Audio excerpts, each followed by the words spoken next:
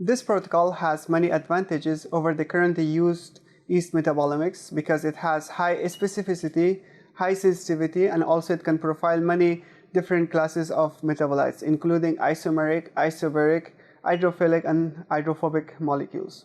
The quenching method used in this protocol stops all enzymatic reactions while reduces significantly the leakage of metabolites from the cells. The MS1 library built in this protocol is from the various MS2 runs.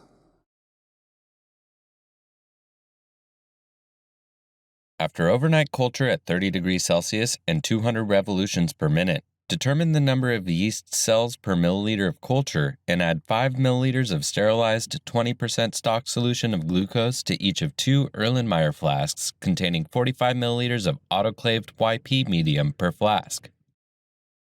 Use a sterile transfer pipette to add 5 × 10 to the 7th yeast cells to each flask and grow the yeast cells for at least 24 additional hours at 30 degrees Celsius at 200 revolutions per minute.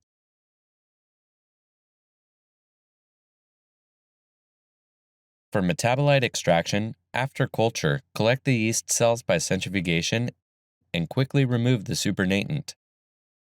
Place the tube on dry ice and add 2 milliliters of -20 degrees Celsius chloroform, 1 milliliter of -20 degrees Celsius methanol, 1 milliliter of ice-cold nano-pure water, and 200 microliters of 425 to 600 micron acid-washed glass beads to the cells. When the beads have been added, place the tube covered with aluminum foil into a foam tube holder kit with a retainer and vortex the sample for 30 minutes.